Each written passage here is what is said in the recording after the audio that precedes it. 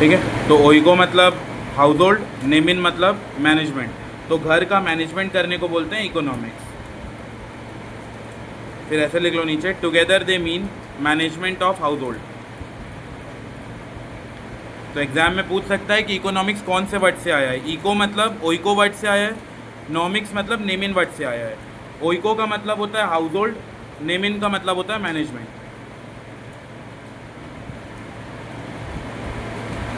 Together they mean management of house hold. घर गृहस्थी को मैनेज करना, घर में क्या ख़त्म हो गया है, चावल दाल शक्कर, वो लेकर आना, उसको मैनेज करके प्रॉपरली चलना, उसी को बोलते हैं ओइकोनोमिया।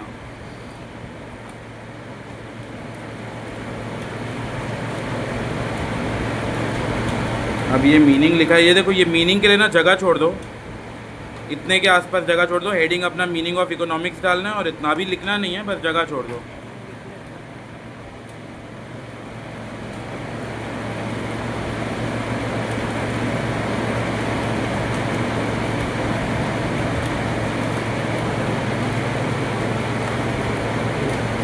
ठीक है, तो ये फर्स्ट हेडिंग अपना कंप्लीट हो गया। बताओ इकोनॉमिक्स कौन से वर्ड से आया है?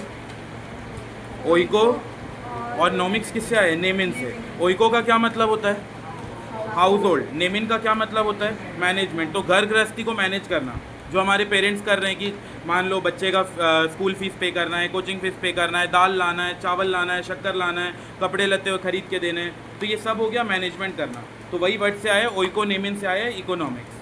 ठीक है, वो एक इंग्लिश वर्ड है कि ग्रीक वर्ड है? ओइकोनोमिया जो है ग्रीक वर्ड है। जो इकोनॉमिक्स है वो इंग्लिश वर्ड है, लेकिन ये जो इकोनॉमिक्स है वो आया ग्रीक वर्ड से, जिसका नाम होता है ओइकोनोमिया। और ओइकोनोमिया का मतलब होता है घर गृहस्थी को मैनेज करना। इसका मीनिंग अभी मैं नहीं लिख पाया हूँ, उसके लिए जगह छोड़ना है। अब सेकेंड हेडिंग डालो, square city. Second heading square city.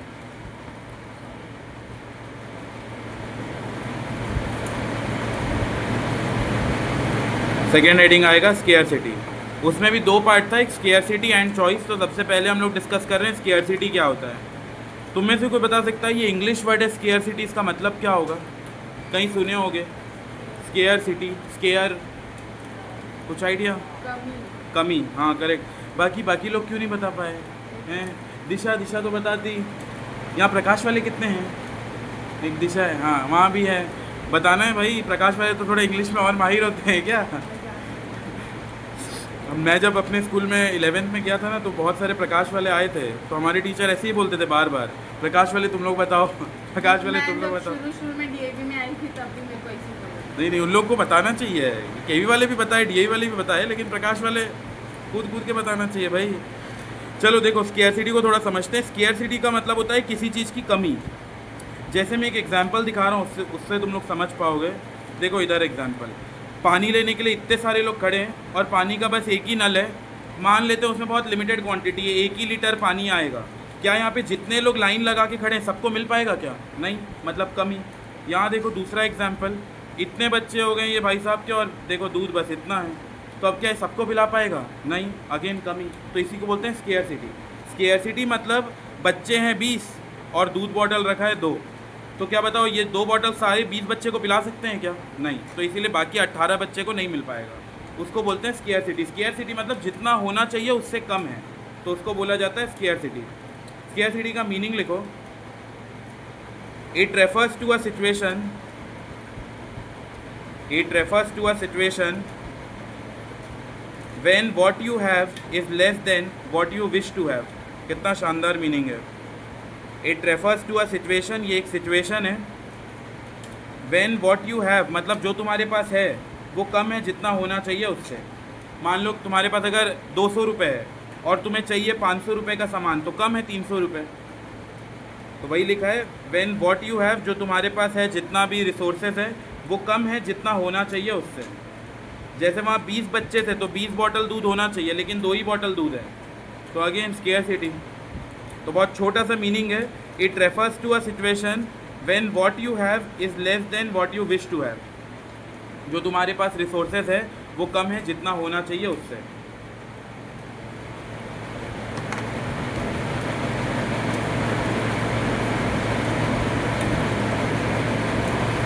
इसमें एग्जाम्पल बनाओ। It refers to a situation when what you have is less than what you wish to have. तो इसमें मान लो ऐसे छोटे छोटे बच्चे हैं 3,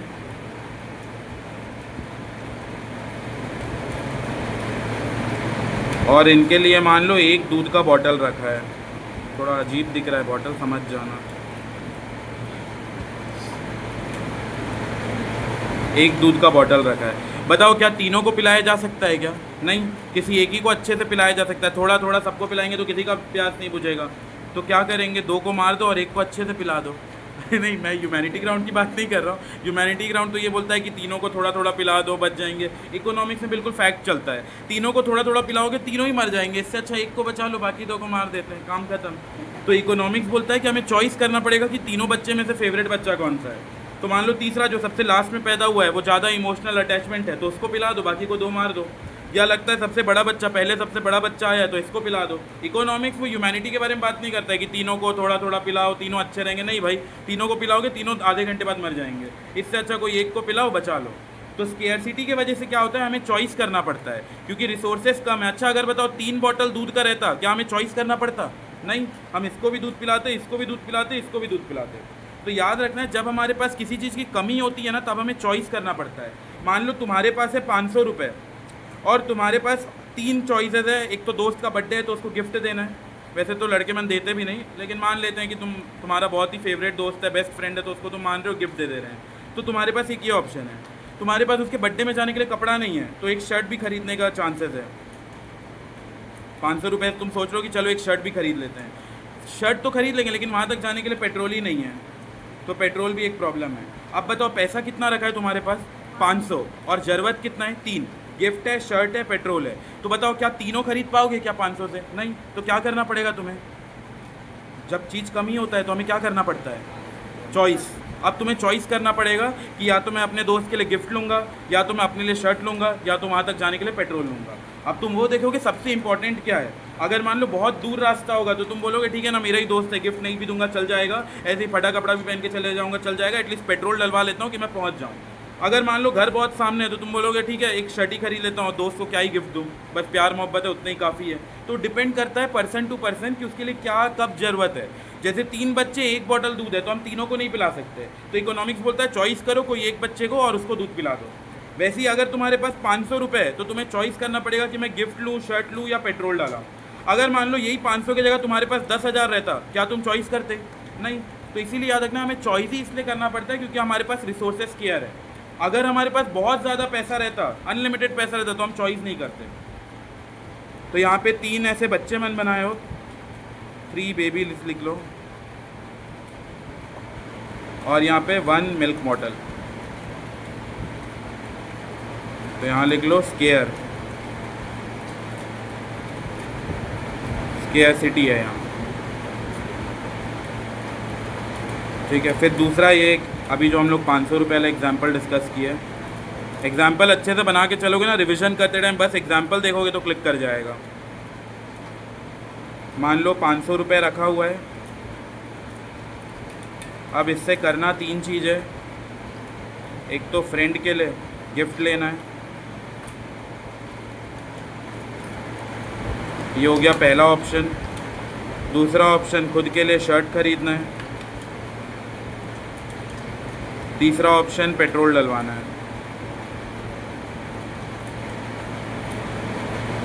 पैसा कम है जबकि हमारे पास जो ह्यूमन वांट है, इच्छाएं हैं, बहुत सारे हैं, तो अगेन यहाँ स्केयरसिटी है।